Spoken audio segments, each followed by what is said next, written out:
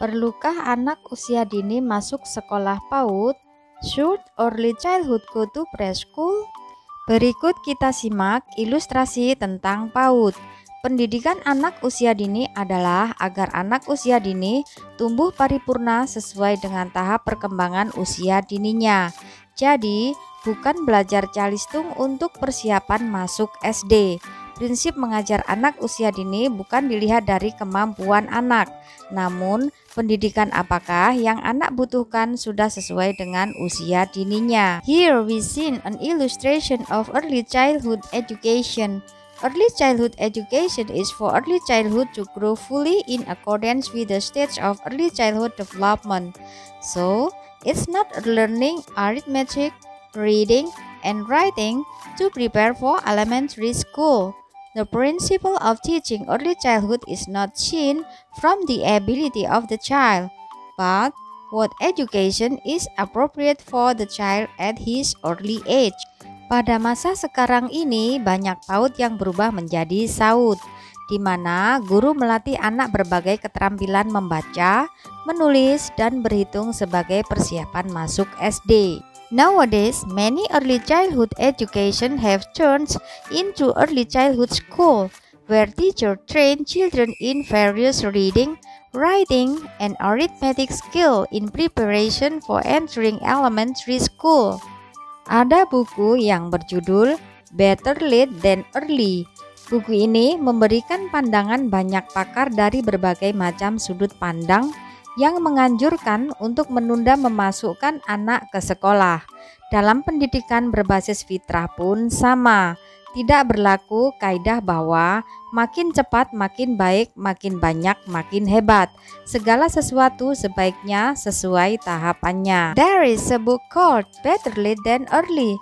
This book provides the views of many experts from various perspectives who advocate delaying to send children to school. In nature-based education, it's the same. There is no rule that the sooner is the better, the more is the most great. Everything should be according to the stages. Berikut ini adalah beberapa aspek fitrah yang membutuhkan kehadiran kedua orang tua secara maksimal, antara lain adalah: here are some aspects of nature that require the presence of both parents maximally. Yang pertama adalah fitrah keimanan. Usia 0-6 tahun adalah masa emas untuk mendidik fitrah keimanan. Anak-anak harus dibangkitkan rasa cinta kepada Tuhan dengan cara orang tua memberikan contoh yang berkesan dan imaji positif tentang keimanan kepada Tuhan dalam kehidupan sehari-hari. The first is the nature of faith. Age 0 till 6 years is a golden period to educate the nature of faith. Children must be awakened to a sense of love to God by means of parents providing memorable examples and positive image of faith in God in daily life. Yang kedua, fitrah seksualitas. Anak usia 0-6 tahun membutuhkan kelekatan ayah dan ibunya sampai menginjak remaja. Dalam usia 3 tahun, anak seharusnya sudah bisa menyebutkan identitas gendernya dengan jelas. Apabila anak bingung menyebutkan gendernya, ada kemungkinan salah satu dari sosok ayah atau ibu tidak hadir secara utuh, karena kebanyakan guru PAUD adalah perempuan. Second, the nature of sexuality. Children aged 0 till 6 years need the attachment of their father and mother until they reach adolescence. At the age of 3 years, children should be able to clearly state their gender identity. If the child is confused about his gender, there is a possibility that one of the father or mother figures is not present in its entirety, because the most of early childhood teachers are women. Yang ketiga adalah fitrah individualitas. Anak usia 0-6 tahun sangat egosentris. Jika ini tidak dipahami, maka akan dipaksakan untuk berbagi dan mengalah tanpa pertimbangan fitrah individualitasnya. Maka kelak akan tumbuh jadi orang yang peragu, tidak percaya diri, bahkan pelit dan pengecut. Di lingkungan sekolah, usia dini pada umumnya individualitas tidak dihargai. Sejalan dengan hal ini, sesungguhnya anak usia 0-6 tahun belum membutuhkan sosialisasi, namun butuh interaksi dengan alam, dan sosialisasi terbaiknya adalah dengan orang tua dan anggota keluarganya. Third, the nature of individuality. Children aged 0 till 6 years are very egocentric. If this is not understood, it will be forced to share and give in without considering the nature of individuality. Then one day he will grow up to be a person who is doubtful, not confident, even stingy and cowardly. In the early school environment in general, individuality is not appreciated.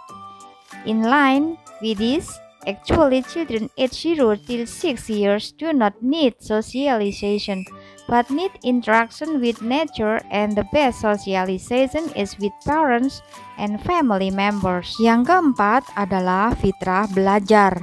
Pada usia 0-6 tahun, abstraksi dan imaji anak sedang indah-indahnya, maka interaksi terbaiknya berada di alam dengan permainan yang imajinatif. Kebanyakan PAUD mengenalkan permainan kognitif dan lebih banyak bermain dalam ruangan, serta dikejar kemampuan dalam berhitung, menulis, dan membaca. Perlu diketahui bahwa anak yang lebih cepat bisa membaca belum tentu menyukai buku dan belajar. Sementara anak yang cepat bisa berhitung belum tentu suka bernalar dan berabstraksi. Tugas orang tua adalah membangkitkan gairah untuk belajar anak, bukan mengajarkan. Anak yang terlalu banyak diajarkan akan minta diajarkan sepanjang hidupnya. Fourth, nature of learning. At the age of 0 till 6 years, children's abstractions and imagination are beautiful. So, the best interaction is in nature with imaginative games. Most early childhood education introduces cognitive games and more indoor games, then pursued by the ability to count, write, and read. Keep in mind that children who can read faster do not necessarily like books and study, while children who can count quickly do not necessarily like to reason and abstract.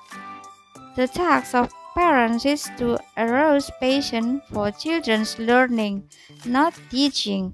Children who are taught too much will ask to be taught for all of their life. Yang kelima, fitrah bakat. Pada usia ini, bakat anak muncul sebagai sifat unik. Kebanyakan di sekolah, sifat unik anak tidak diobservasi secara serius, yang seringkali dibenturkan dengan akhlak lalu dihilangkan sama sekali. Misalnya, anak dengan sifat unik suka berkomunikasi disebut cerewet, suka mengobrol, dan lain-lain yang kemudian dianggap nakal. 5. Nature of talent. At this age, a child's talent emerges as a unique trait. Most of the unique characteristics of children are not observed seriously in schools, which are often classed with morals and then eliminated altogether. For example, a child with a unique nature like to communicate is called fussy, like to chat, etc., which is then considered naughty. 6. Fitrah estetika dan bahasa. Pada usia ini, anak harus dikuatkan bahasanya dengan bahasa ibu. Bahasa ibu adalah tutur bahasa yang digunakan ayah dan ibu di rumah dengan fasih dan santun. Hindari mengajarkan bahasa asing sebelum bahasa ibu sempurna. Ukurannya adalah anak mampu mengekspresikan perasaan, sikap, dan gagasannya dengan jelas dan baik. Kisahkan cerita dengan menggunakan bahasa ibu. Hindari sekolah yang menggunakan bahasa asing atau bilingual. Karena banyak kasus anak mengalami bingung bahasa atau mental block karena tidak mampu mengekspresikan bahasa. Kuatkan fitrah estetika anak dengan cara membacakan buku-buku bersastra indah dengan penuh cinta. 6. Aesthetic and language nature. At this age, children must be strengthened by their mother tongue. Mother tongue is spoken language used by father and mother at home fluently and politely. Avoid teaching a foreign language before the mother tongue is perfect. The measure is that the child is able to express his feelings, attitudes, and ideas clearly and well. Tell stories using your mother tongue. Avoid school that use foreign language or bilingual because in many cases children experience language confusion and mental block because they are unable to express language. Strengthen the aesthetic nature of children by reading beautiful literary books with love. 7. Fitrah jasmani. Fitrah jasmani menyangkut pola gerak, pola makan, pola tidur, dan pola bersih. Anak memerlukan tempat untuk bergerak melatih sensum motorik dan muscle memorinya. Untuk itu, belajar bagi anak usia dini bukanlah duduk diam, mendengarkan, namun lebih banyak di alam seperti kebun atau taman. Sayangnya, kebanyakan PAUD belajarnya di dalam ruangan. Riset juga membuktikan bahwa otak anak membesar dengan kegiatan di alam, bukan belajar formal. 7. Physical nature. Physical nature involves movement patterns, eating patterns, sleeping patterns, and clean patterns. Children need a place to move to train their sensory motor and muscle memory. For this reason, learning for early childhood is not sitting quietly listening, but more in nature such as garden or parks. Unfortunately, most of the early childhood education in the room. Research also proved that children's brain grow with activities in nature instead of formal learning. Bila keadaan mengharuskan anak untuk dimasukkan PAUD karena alasan darurat, maka orang tua harus memastikan bahwa if the circumstances require a child to be admitted to early childhood education for emergency reason, parents must be ensured that are 1. Pilihlah PAUD yang mengoptimalkan peran orang tua dalam proses pembelajaran.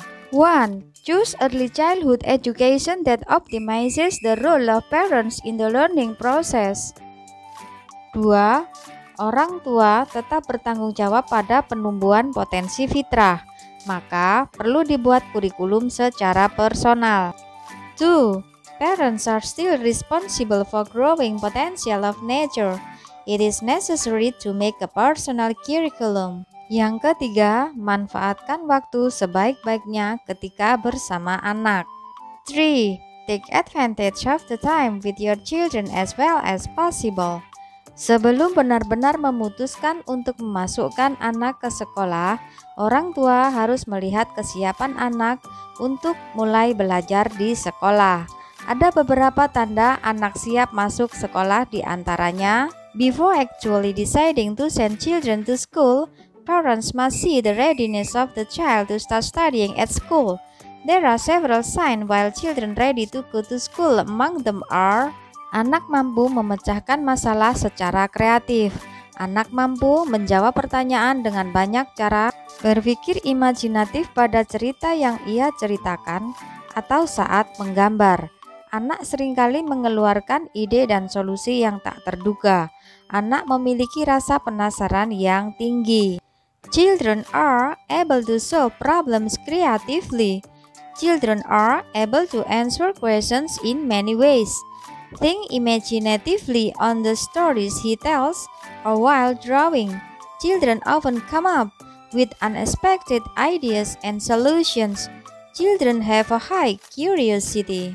Tertarik mempelajari hal-hal yang terjadi di sekelilingnya, berusaha mencari jawaban dari pertanyaan yang membuatnya penasaran, tertarik dengan alam, menguasai kata dengan mudah, mengucapkan kata-kata yang sering ia dengar, mulai mengenal huruf dan mengucapkannya dengan yakin, interested in learning things that happen around him, trying to find the answer to questions that make him curious, interested in nature, master words easily, says words he often hears, be kind to recognize letters and pronounce them confidently. Percaya diri ketika mengucapkan kata yang belum familiar untuknya. Anak sangat aktif ketika bermain. dapat menempatkan benda sesuai urutan dari kecil ke besar atau sebaliknya. Anak mampu mengekspresikan dirinya, mengenal angka 1 sampai 10 atau berhitung sederhana, mampu melempar dan menangkap benda ketika bermain. Confidence when saying words that are not familiar to him. Children are very active when playing, can place objects in order from small to large or vice versa. Children are able to express themselves, recognize number 1 till 10 or simple counting, able to throw and catch objects when playing. Anak dapat mengatur dirinya kapan harus mulai dan berhenti bermain. Anak sudah mulai memahami matematika, dapat mengekspresikan pikiran dan perasaannya dengan gestur tubuh yang baik, tidak bergumam saat bicara, dapat berinteraksi meski ia bukan pusat perhatian. Anak mudah bergaul, menghargai perbedaan opini, memiliki rasa empati pada orang lain, dapat bekerja sama dalam sebuah grup. Anak dapat menulis dan mewarnai dengan rapi. The child can set himself when to start and stop playing. The child has started to understand mathematics, can express thoughts and feelings with good gestures, doesn't mumble when talk, can interact even though he is not the center tension of communication. Children are easy to get along with, appreciate different opinions, have empathy for others, can work together in a group. Kids can write and color neatly. Anak dapat mengikuti cara menulis huruf atau angka dengan rapi dan jelas terbaca, mewarnai tanpa keluar batas sebuah gambar, mampu mengikuti arahan, mampu memberi dan menerima instruksi, mampu melakukan apa yang diinstruksikan dengan cepat, memahami arahan tanpa pengulangan, memiliki fokus yang baik, tidak mudah terindikasi oleh hal lain. Anak sangat partisipatif, dapat berkonsentrasi dengan baik terhadap tugas yang diterimanya. Children can follow how to write letters or number neatly and clearly legible, color without going out of bounds of an image, able to follow direction, able to give and receive instruction, able to do what is instructed quickly, understand direction without repetition, have a good focus, not easily indicated by other things. Child is very participative, can concentrate well on the task has given. Apabila anak sudah menunjukkan tanda-tanda tersebut, maka anak sudah siap untuk masuk sekolah. If the child has shown these signs, the child is ready to go to school. Informasi ini dikutip dari berbagai sumber. This information is quoted from various sources. Thank you for watching. Jangan lupa buat subscribe. Wassalamualaikum.